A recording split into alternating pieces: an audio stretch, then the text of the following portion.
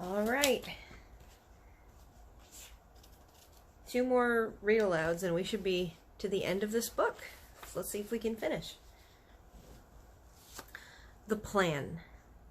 The head of the army and the head of the Air Force stood at attention beside the Queen's breakfast table. Sophie was still in her seat, and the BFG was high up on his crazy perch. It took the Queen only 5 minutes to explain the situation to the military men.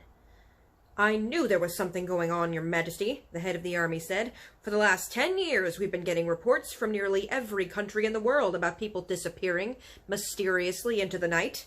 We had one the other day from Panama." "Ah, for the hatty taste," said the BFG. "And from Wellington in New Zealand." "For the boot flavor," said the BFG. "What is he talking about?" said the head of the Air Force. "Work it out for yourself," the Queen said. "What time is it? 10 a.m.? In 8 hours, those 9 bloodthirsty brutes will be galloping off to gobble another couple dozen unfortunate wretches. They have to be stopped. We must act fast." "We'll bomb the blighters," said the head of the Air Force. "We'll mow 'em down with machine guns," said the head of the army. "I do not approve of murder," the Queen said. "But they're murderers themselves," said the head of the army. "Well, there's no reason we should follow their example," the Queen said. "2 wrongs don't make a right." "And 2 rights don't make a left," said the BFG. "And we must bring them back alive," said the Queen. "How?" the 2 military men said together. "They're 50 feet high. They'll knock us down like 9-pins. "Wait!" cried the BFG. "Hold your horseflies. Keep your skirts on. I think I has the answer to this maiden's hair." "Let him speak," the Queen said. "Every afternoon," the BFG said, "all these giants is in the land of Noddy." "I can't understand a word this fella says," the head of the army said. "Why doesn't he speak clearly?" "He means the land of Nod," Sophie said. "It's pretty obvious." "Exactly," said the BFG. "Every afternoon all these 9 giants is lying on the ground, snoozling away in a very deep sleep. They is always resting like that before they is galloping off to guzzle another helping of human beings." "Go on," they said. "So what?" "So, what you soldiers has to do is creep up to the giants while they is in the land of Noddy and tie their arms and legs with mighty ropes and wonking chains." "Brilliant," the Queen said. "Well, that's all very well," said the head of the army, "but how do we get the brutes back here? We can't load 50-foot giants to trucks. Shoot 'em on the spot, that's what I say." The BFG looked down from his lofty perch and said to the head of the Air Force, You was having belly poppers, is you not?" "Is he being rude?" the head of the Air Force said. "He means helicopters," Sophie told him. "Well, then why doesn't he say so? Of course we have helicopters." "Wopsy big belly poppers?" "Very big," the head of the Air Force said proudly, "but no helicopter is big enough to get a giant inside it." "You do not put him inside," the BFG said. "You sling him underneath the belly of your belly popper and carry him like a torpedo." "Like a what?" said the head of the Air Force. "Like a torpedo," Sophie said. "Could you do that, Air Marshal?" the Queen asked. "Well, I suppose we could," the head of the Air Force admitted grudgingly. "Then get cracking," the Queen said. "You'll need 9 helicopters, 1 for each giant." "Well, where is the place?" the Air Force man said to the BFG. "I presume you can pinpoint it on a map." "Pinpoint," the BFG said. "Map? I is never hearing these words before. Is the Air Force been talking slush bungle?" The Air Marshal's face turned the color of a ripe plum. He was not used to being told that he was slush bungle. The Queen, with her usual admirable tact and good sense, came to the rescue. "BFG," she said, "can you tell us more or less where Giant Country is?" "No, Magister," the BFG said. "Not on my Nelly." "Then we're jiggered," said the Army General. "This is ridiculous," said the Air Marshal. "You must not be giving up so easily," the BFG said. "The first titchy bobstickle you meet and you begin shouting you is Biff Squiggled?" The Army General, the Army General was no more used to being insulted than the Air Marshal. His face began to swell with fury and his cheeks blew out until they looked like 2 ripe tomatoes. "Your Majesty," he said, "we're dealing with a lunatic. I want nothing more to do with this ridiculous operation." The Queen, who was used to the tantrums of her senior officials, ignored him completely. "BFG," she said, "would you please tell these 2 rather dim-witted characters exactly what to do?" "A pleasure, Magister," said the BFG. "Now listen carefully, you 2 boot-bogglers." The military men began to twitch, but they stayed still. "I is not having the foggiest idea where Giant Country is in the world," said the BFG, "but I is able to gallop there. I is galloping forthwards and backwards from Giant Country every night to blow my dreams into Chidler's bedrooms. I is knowing the way very well. So all you is having to do is this. Put your 9 big belly poppers up in the air and let them follow me as I is galloping along." "How long will the journey take?" the Queen asked. "If we is leaving now," the BFG said, "we will be arriving just as the giants is having their afternoon snozzle." "Splendid," said the Queen. Then, turning to the 2 men, she said, "Prepare to leave immediately." The head of the army, who was still feeling pretty miffed by this whole business, said, "Well, that's all very well, Your Majesty, but what are we going to do with these blighters once we have them back?" "Don't you worry about that," the Queen told him. "We'll be ready. Hurry up now. Off you go." I'm so sorry. "If it pleases Your Majesty," Sophie said, "I would like to ride with the BFG, to keep him company." "Where will you sit?" "In his ear," Sophie said. "Show him, BFG." The BFG got down from his high chair.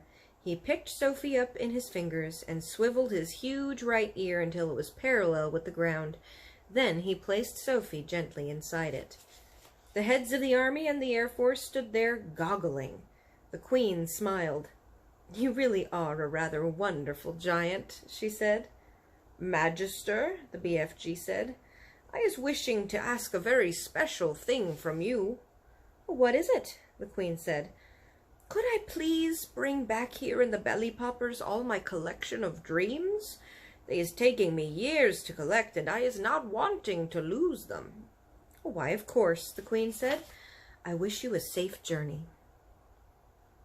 The BFG had made thousands of journeys to and from Giant Country over the years, but he had never in his life made one quite like this. With 9 huge helicopters roaring along just over his head, he had never before traveled in broad daylight either. He hadn't dared to. But this was different. Now he was doing it for the Queen of England herself, and he was frightened of nobody. As he galloped across the British Isles with the helicopters thundering above him, people stood and gaped and wondered what on earth was going on. They had never seen the likes of it before, and they never would again. Every now and then the pilots of the helicopters would catch a glimpse of a small girl wearing glasses, crouching in the giant's right ear and waving to them. They always waved back. The pilots marveled at the giant's speed, the way he leapt across wide rivers and over huge houses. But they hadn't seen anything yet. "Be careful to hold on tight," the BFG said. "We is going fast as a fizzle-crump." The BFG changed into his famous top gear, and all at once he began to fly forward as though there were springs in his legs and rockets in his toes. He went skimming over the earth like some magical hop, skip, and jumper, with his feet hardly ever touching the ground. As usual, Sophie had to crouch low in the crevice of his ear to save herself from being swept clean away. The 9 pilots in their helicopters suddenly realized they were being left behind. The giant was streaking ahead. They opened their throttles to full speed, and even then they were only able to just keep up. In the leading machine, the head of the Air Force was sitting beside the pilot. He had a world atlas on his knees, and he kept staring first at the atlas, then at the ground below, trying to figure out where they were going. Frantically, he turned to the pages of the atlas. "Where the devil are we going?" he cried. "I haven't the foggiest idea," the pilot answered. "The Queen's orders were to follow the giant, and that's exactly what I'm doing." The pilot was a young Air Force officer with a bushy mustache. He was very proud of his mustache. He was also quite fearless and loved adventure. He thought this was a super adventure. "It's fun going new places," he said. "New places," said the head of the Air Force. "What the blazes do you mean?" "The place we're flying over now isn't in the atlas, is it?" the pilot said, grinning. "You're darn right it isn't in the atlas," cried the head of the Air Force. "We've flown clear off the page." "I expect the old giant knows where he's going," the young pilot said. "He's leading us to disaster." Sorry, y'all. I'm silencing. There we go. "He's leading us to disaster," the head of the Air Force said. He was shaking with fear. In the seat behind him sat the head of the army, who was even more terrified. "You don't mean to tell me that we've gone right out of the atlas?" he cried, leaning forward to look. "Well, that's exactly what I'm telling you," cried the Air Force man. "Look for yourself. Here's the very last map on the whole flaming atlas. We went off over an hour ago." He turned the page. As in all atlases, there were two completely blank pages at the very end. "So now we must be somewhere here," he said, putting a finger on one of the blank pages.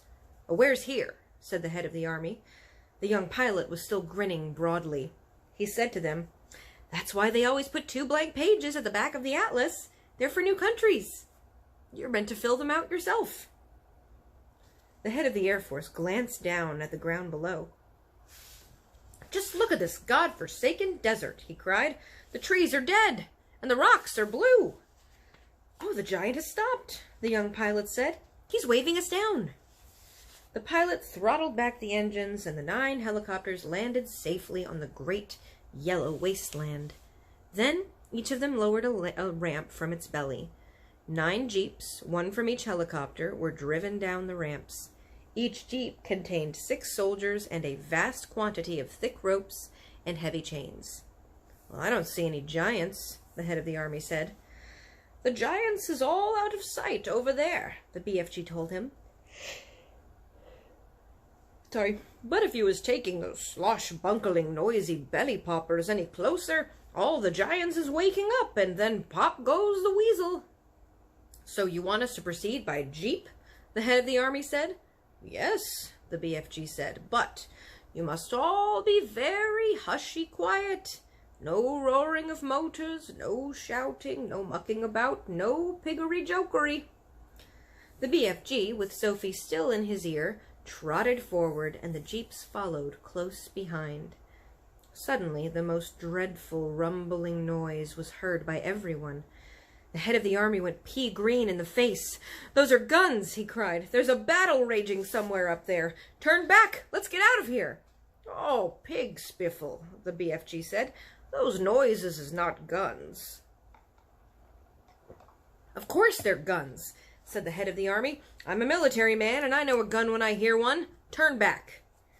"Those is the giants snortling in their sleep," the BFG said.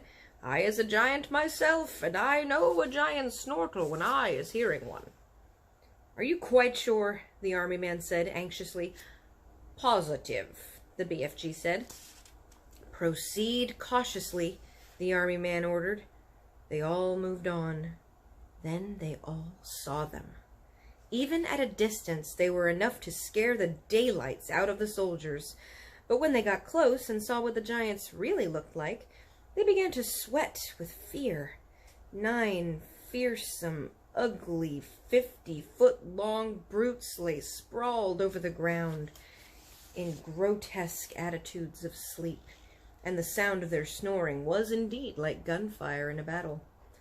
The BFG raised his hand, and the jeeps all stopped, and the soldiers got out.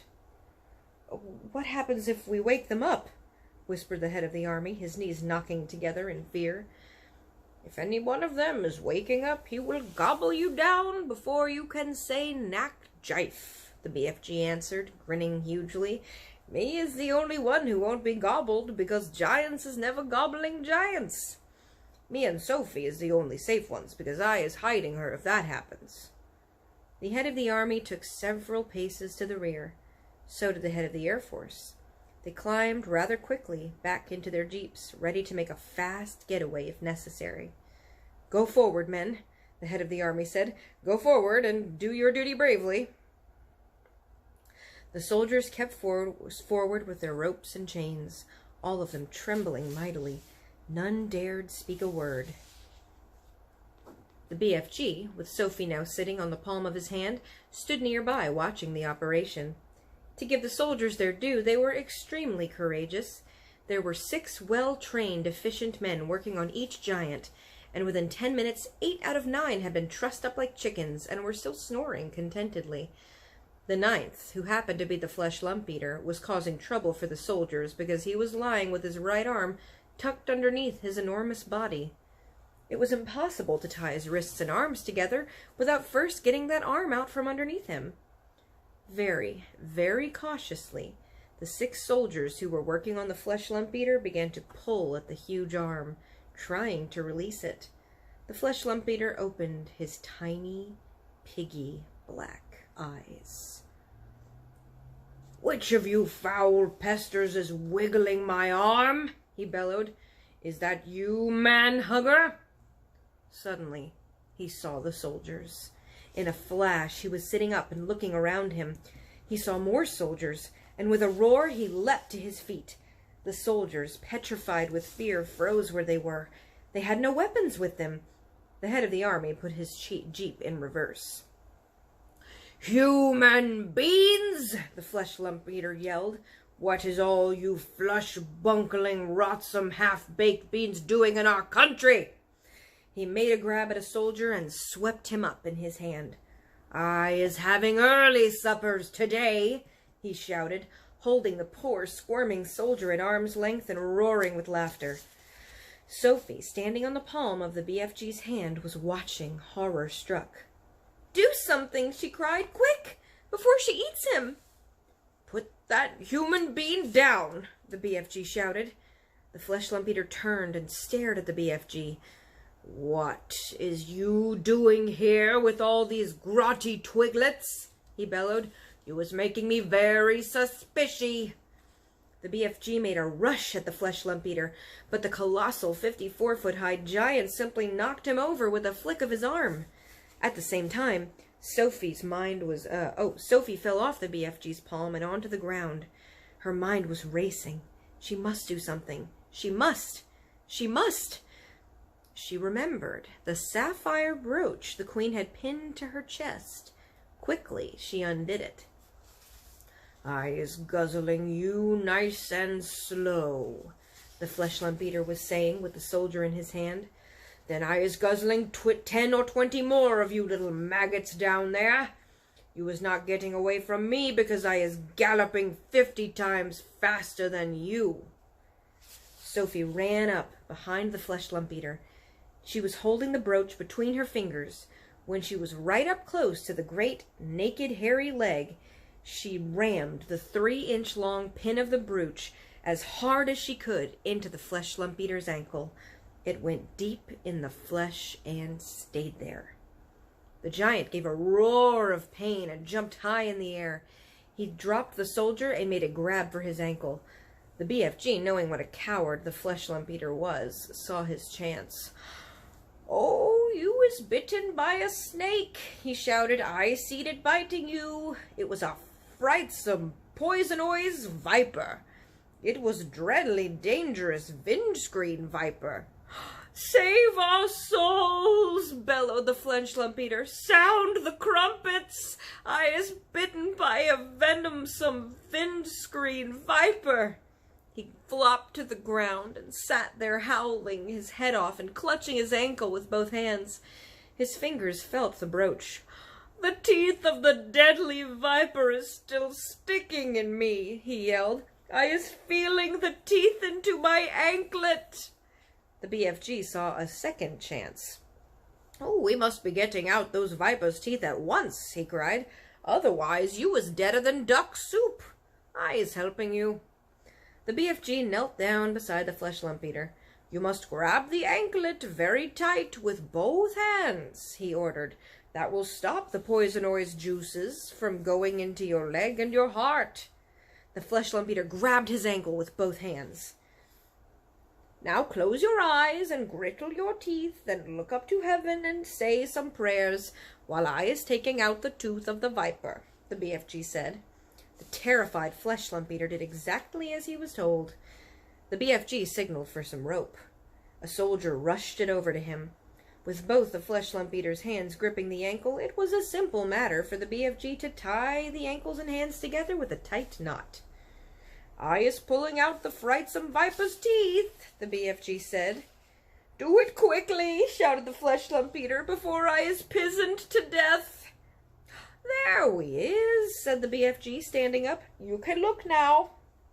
When the flesh lump eater saw that he was trussed up like a turkey, he gave a yell so loud that the heavens trembled. He rolled and wriggled and fought and figgled and squirmed and squiggled, but there was not a thing he could do. "Well done you!" Sophie cried. "Well done you," the BFG said, smiling down at the little girl. "You is saving all our lives." Will you please bring the brooch back for me?" Sophie said. "It belongs to the Queen." The BFG pulled the beautiful brooch out of the flesh lump eater's ankle. The flesh lump eater howled. The BFG wiped the pin and handed it back to Sophie. Curiously, not one of the other 8 snoring giants had woken up during this schmozzle. "When you was only sleeping 1 or 2 hours a day, you was sleeping doubly deep," the BFG explained. The heads of the Army and the Air Force drove forward once again in the Jeep. "Her Majesty will be very pleased with me," the head of the Army said. "I'll probably get a medal. What's the next move?" "Now you is driving over to my cave and loading the bottles of dreams," the BFG said. "We can't waste time with that rubbish," the Army General said. "It is the Queen's order," Sophie said. She was now back on the BFG's hand. So the 9 Jeeps drove across the BFG's cave, and the great dream loading operation began. There were 50,000 jars in all to be loaded up, more than 5,000 to each Jeep, and it took over an hour to finish the job. While the soldiers were loading the dreams, the BFG and Sophie disappeared over the mountains on a mysterious errand. When they came back, the BFG had a sack the size of a small house flung over his shoulder. "Well, what's that you got there?" the head of the Army demanded to know. "Curiosity is killing the rat," the BFG said, and turned away from the silly man. When he was sure that his precious dreams had been safely loaded onto the Jeeps, the BFG said, "Now we is driving back to the belly poppers and picking up the frightsome giants." The Jeeps drove back to the helicopters. The 50,000 dreams were carried carefully, jar by jar, onto the helicopters. The soldiers climbed back on board, but the BFG and Sophie stayed on the ground. Then they all returned to where the 9 giants were lying. It was a fine sight to see them, these great air machines hovering over those trussed-up giants. It was an even finer sight to see the giants being woken up by the terrible thundering of the engines. And the finest sight of all was to observe those 9 hideous brutes squirming and twisting around on the ground like a mass of snakes as they tried to free themselves from their ropes and chains. "I is flush bungled," roared the flesh lump eater. "I is splits wiggled," yelled the child chewer. "I is swog swalloped," bellowed the bone cruncher. "I is goose gruggled," shouted the man hugger. "I is grunkle swiped," shouted the meat dripper. "I is fluck gungled," screamed the maid masher. "I is slop groggled," squawked the gizzard gulper. "I is crog swinkled," yelled the blood bottler. "I is bop muggered," screeched the butcher boy. The 9 giant carrying helicopters each chose a separate giant and hovered directly over him. Very strong steel hawsers with hooks on the ends of them were lowered from the front and rear of each helicopter. The BFG quickly secured the hooks to the giant's chains, one hook near the legs and the other near the arms. Then, very slowly, The giants were winched up to the air, parallel to the ground. The giants roared and bellowed, but there was nothing they could do. The BFG, with Sophie once more resting comfortably in his ear, set off at a gallop for England. The helicopters all banked around and followed after him. It was an amazing spectacle, those 9 helicopters winging through the sky, each with a trussed-up 50-foot giant slung underneath. The giants themselves must have found it an interesting experience. They never stopped bellowing, but their howls were drowned out by the noise of the engines. When it began to get dark, the helicopters switched on powerful searchlights and trained them onto the galloping giant to keep him in sight. They flew right through the night and arrived in England just as dawn was breaking. All right. And next time will be our last read aloud. We'll see what happens and where they put the giants.